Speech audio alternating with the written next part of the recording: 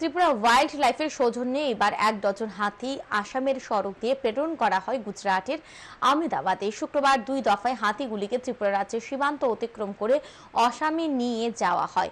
আসামের প্রবেশদ্বার চুরাইবাড়িতে হাতিগুলি পৌঁছানোর পর আইন প্রক্রিয়া সম্পূর্ণ করে যাবতীয় কাগজপত্র খতিয়ে দেখেন পাথারকান্দি ফরেস্ট রেঞ্জের চুরাইবাড়ি বিট কর্তা সঞ্জয় সিংহার।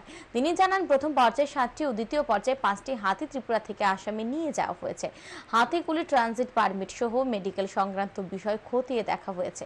হাতিগুলি বন্য নয়, হাতিগুলি পোষ্য। বিভিন্ন বয়সের হাতিগুলির মধ্যে ১১ মহিলা ও একটি পুরুষ হাতি রয়েছে। বর্তমানে মানুষ আর হাতি পালন করতে ইচ্ছুক নয়, তাই তারা হাতিগুলিকে ত্রিপুরা রাজ্য সরকারের ওয়াইল্ড লাইফের হাতে তুলে দেয়। ত্রিপুরা রাজ্যের বিভিন্ন স্থান থেকে হাতিগুলিকে সংগ্রহ করা হয়েছে। হাতিগুলির পৃথক পৃথক নামও রয়েছে। হাতিগুলিকে গুজরাটের একটি ট্রাস্টের হাতে প্রতিপালনের জন্য তুলে দেওয়া হবে।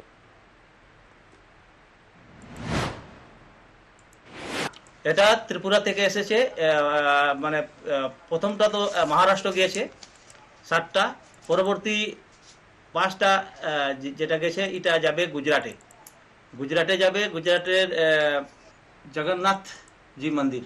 সেকেন্ডটা হলো, আর যেটা গিয়েছে মহারাষ্ট্রে যাবে, যেটা যাবে এটা যাবে Radhakrishna temple, elephant welfare trust.